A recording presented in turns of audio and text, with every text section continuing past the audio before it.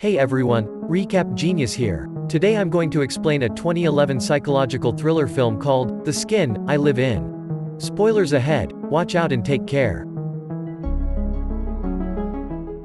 Robert Ledgard is a plastic surgeon with an ambition to create an artificial skin that is resistant to burns and mosquito bites. At the beginning of the movie, we see him present his ideas in a medical symposium. He claims that he has been able to successfully cultivate the said artificial skin that he calls Gal after his dead wife, whose face was distorted because of a fire. After the conference, the doctor goes to his home and examines the animal blood sample he had gotten on his way. Then he goes to his room where he watches a naked woman lying on a bed on his TV screen. He looks closely at the woman and rushes to the room where she is. Robert is surprised to see that she has tried to kill herself by cutting her wrist. He quickly takes her to his lab and dresses her wound. The woman's name is Vera and Robert has held her captive for years to experiment upon her. Vera asks him how long this will last. But the doctor doesn't answer.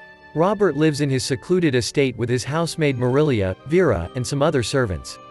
Marilia knows about Vera's captivity and helps Robert to take care of her. At breakfast she provides Robert with a gallon of animal blood that she claims was taken from a live animal. The doctor takes it to his lab and performs another of his disturbing experiments. He brings out his artificial skin and places it onto a headless model. He then transplants the model's skin and eventually moves to Vera to transplant hers. He tests the skin by trying to burn Vera, but she doesn't feel anything. He also puts a mosquito near her but he doesn't bite. Then we again see him at a conference where he claims that his invention will help eradicate malaria altogether. He says that the experiment has been successful on athymic mice and assures everyone that it will be successful on humans too. After the conference, the head scientist asks Robert about his methods. He explains that artificial skin is made of pigskin, which is tougher than humans. He used a process called transgenesis, which is frowned upon by the research and is considered unethical. The man forbids Robert from continuing with his experiments and threatens to tell the board if he doesn't do so. Robert comes home from work and watches Vera on the monitor again. He then goes to her room and tells her that he is completely done and has the best skin in the world now. Vera asks him what he wants to do with her now, but the doctor has no answer. She tries to kiss him but he leaves the room quickly. Robert has a chat with Marilia who tells him that he should kill Vera. However, he doesn't want to hurry. Due to the suspension of his official experiments, he asks her to fire all the other servants and doesn't hire any new employees. As the servants leave, a man dressed in a tiger costume rings the doorbell. Marilia looks at the surveillance footage and sees that the man is her son Zeka, who she hasn't met in 10 years. She reluctantly lets him in and gives him some food. News about a bank robbery was broadcast on the television. One of the robbers who had fled is Zeka. Marilia confronts him about this and he doesn't deny it. Instead, he asks her to let him stay at the house for some days. Marilia refuses, claiming that many patients come to the house so he can't hide there. Just then Zeka sees Vera on a surveillance camera and is surprised by her beauty. He asks his mother whoever it is, but she refuses to say anything. Then he ties her to a table and goes looking for Vera on his own. He finally finds her in a room. Vera tries to run away but Zeka drags her back. He tries to sexually assault her as she begs him to help her run away. Zeka talks to her like he has met her before. Vera is confused but she goes along with it thinking that he will help her escape. He then takes her to her bed and sexually assaults her as she yells in pain. Robert arrives at the house to see Marilia tied to a chair and sees Zeka and Vera on surveillance footage.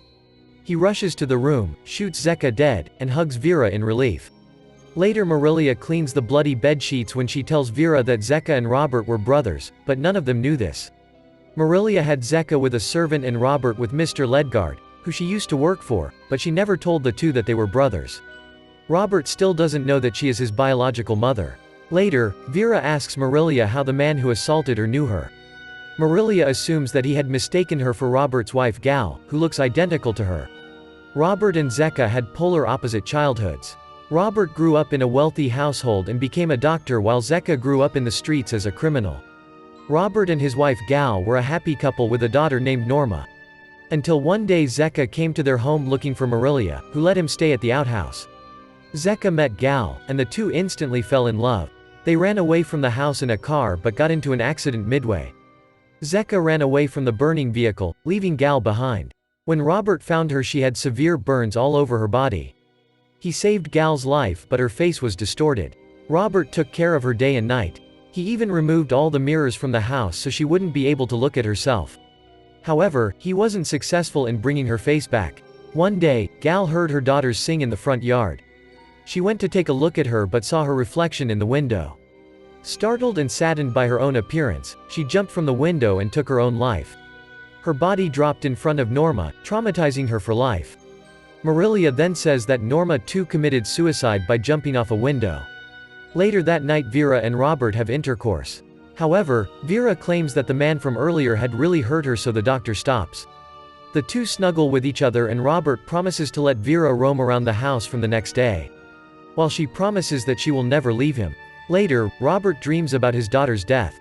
It turns out that Norma had developed severe psychological problems after witnessing her mother's death. One day she was at a crowded party with everyone when she suddenly disappeared. Robert went searching for her and found her unconscious on the ground. As he woke her up, she screamed thinking that he had assaulted her sexually. Robert wakes up covered in sweat from the nightmare. Vera then dreams of a man named Vicente, who works in his mother's dress shop. He too goes to the same party Robert was dreaming of. Norma and Vicente seem to like each other. The two go out in the garden and start making out. As they have intercourse, Norma begins to have an anxiety attack and screams. She bites his hands when he tries to stop her, so he hits her face, making her pass out. Vicente then fixes her clothes and runs away. This was the position Robert found her. The following day, we see Vicente go out somewhere on his bike as Robert, in a black car, follows him. When they reach a secluded road in the middle of the woods, Robert crashes his car into Vicente's bike, making him fall. He then shoots him with a sedative and abducts him. Vicente wakes up chained in a rusty storeroom. His mother goes to the police and files a complaint about his disappearance. The police officer says that they found his bike on a cliff entirely destroyed. They assumed that Vicente had fallen off the cliff and his body was washed out by the sea. His mother refuses to accept this and insists her son is alive. The next day Robert visits his daughter in the mental asylum, where she refuses to acknowledge that he is her father.